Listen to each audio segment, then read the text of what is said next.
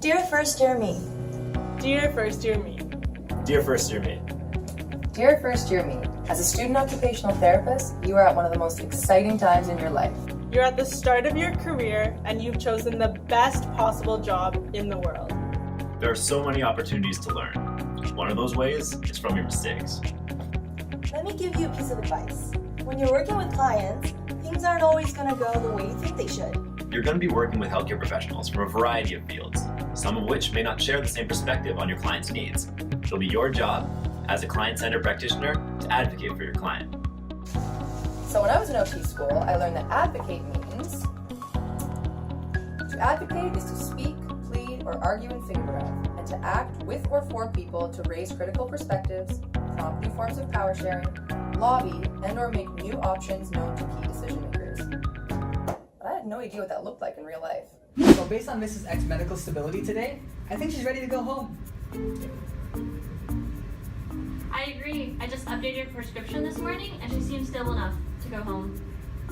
As an OT, what do you think? Yeah. Alright, so settled. She'll be discharged later today. Sounds good. Looking back, that client shouldn't have been discharged that day, but I didn't know how to advocate for her. Here's how I'd handle it today. As an OT, what do you think? Actually, based on her performance in our sessions today, she still needs some assistance. She couldn't bathe herself or go to the bathroom independently. She couldn't get dressed. She does have a lot of support here at the hospital, so it looks like she's doing these things on her own. But at home, she's not going to have that support. So I think she'd benefit from a couple more weeks here at the hospital. If we can't have her here, we need to at least set up services before discharge. That makes sense. Thank you for your input. So let's see how she progresses over the next few days and then we'll discuss discharge then. Great. Sounds good. I wish I had known that advocacy is more than just advocating for a specific client. Do you know if there's a ramp? I don't think there is. Sorry. Not again.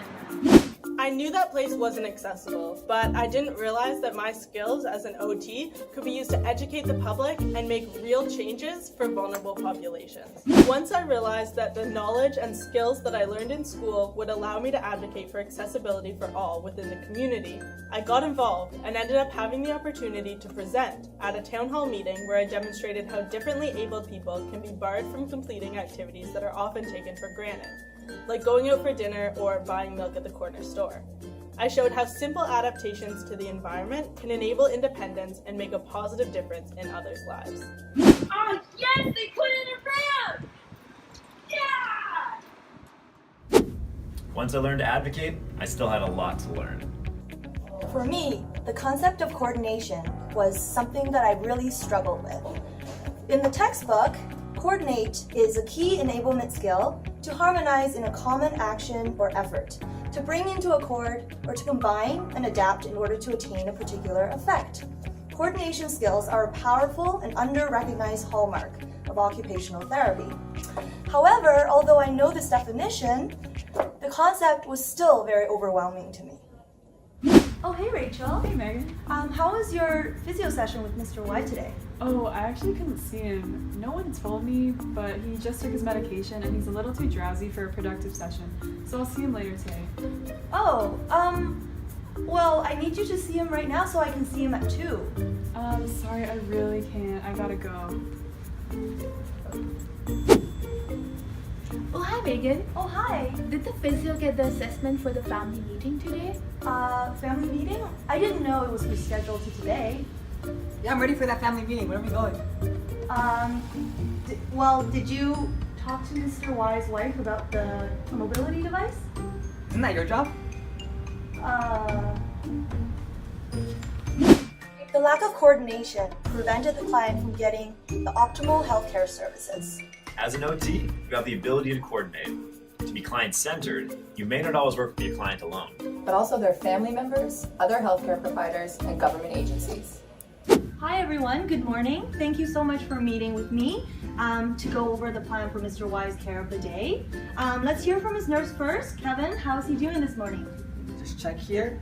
So he was in good spirits this morning, but he was having a little bit of balance issues. Okay. Yeah, I noticed yesterday his balance was a little off, so we can work on that in the next session. Okay, perfect. What time will you be working with him? Around 2 p.m. 2 p.m. Okay. But I believe he actually takes his medication at 1:30. Is that right? Yeah, that's right. Okay, so will he be a little bit drowsy at that time? Most likely, I would recommend moving it to some other time. Is that possible? Sure, I can meet with him at 12. Okay, that sounds great. And is it all right if I come in with you for the meeting? Sure. Because I just want to discuss with him the mobility device that I'm ordering for him. So, yeah, great. And also, I've had confirmation that 75% of the cost will be covered by the assistive device program. And I'm also currently in contact with his insurance company to see if they can cover the rest. Okay, sounds good. Perfect. So then, great. Thank you everyone for meeting today, and please keep the team updated if there's any changes with the treatment plans or Mr. Y's status. Okay? Sounds good. Perfect. Have a great day. You Alright, too. see ya. Coordinating as an OT is an extremely important enablement skill because it organizes the healthcare team and allows us to provide optimal care and further enable the client. As an OT approaching health from a holistic lens, it is important that you are fully aware of your client's experiences within the healthcare system and that you tailor your services directly to their needs. Even if you're working in a community setting and don't have direct contact with a client's other healthcare professionals, as a client-centered practitioner, you should be well aware of the client's full treatment plan, and you should be ready to coordinate with other healthcare professionals and community services when necessary. Dear First Year Me, hopefully you've come to understand the importance of advocacy and coordination as two essential enablement skills that OTs need. These skills can empower you to be a great client-centered practitioner. Don't be afraid to start using and developing these skills now. Good luck, guys. You got this. Take a deep breath And use your enablement skills.